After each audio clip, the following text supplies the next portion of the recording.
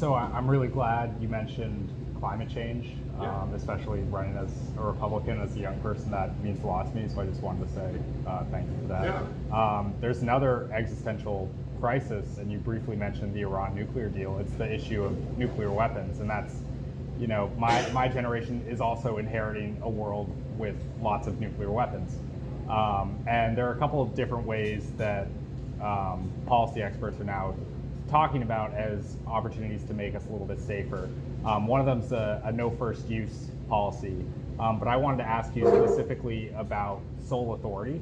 So right now, a president has sole authority to use a nuclear weapon on another country.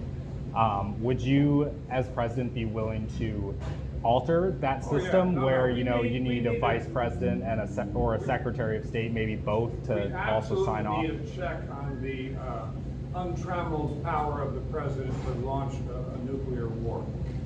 You just don't need that. It's a risk we don't need. The leadership in Congress and senior military people, they're not crazy.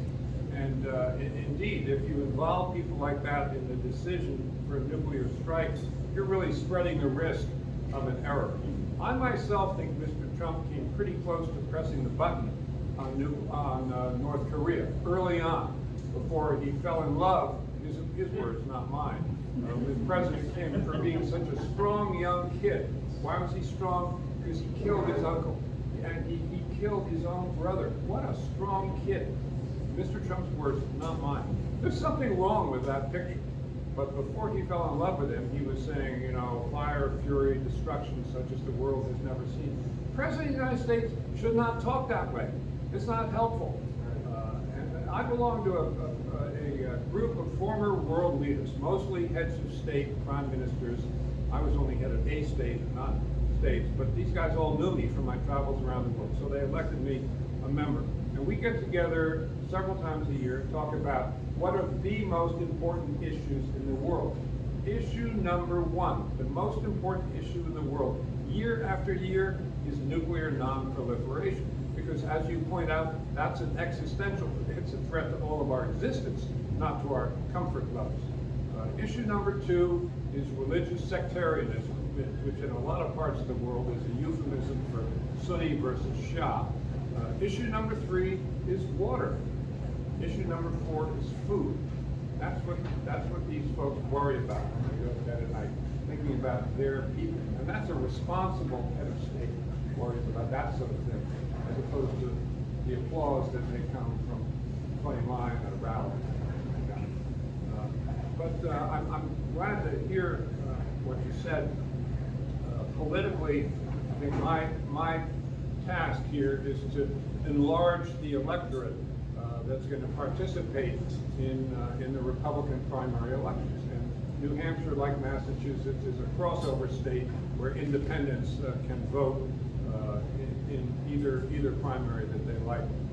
There are 20 states that permit that, and most of them, even a Democrat can take a Republican ballot. And obviously I want a bigger electorate. I don't want just talking politics. I don't want just the Republican State Committee to decide it, although they did, you may have noticed a couple months ago, they did recommend that the first in the nation primary be abolished, because they didn't want Mr. Trump to have to go through the trouble. Well, that motion kind of failed for want of a second in this state, because people aren't stupid, and they understand that a lot of the clout that New Hampshire has nationwide comes from that first in the nation primary. Everyone, all eyes must be on New Hampshire. Millennials and Gen Xers in particular are people who I think are getting the short end of the stick from Mr. Trump's policies. And number one that I always think of is the deficit.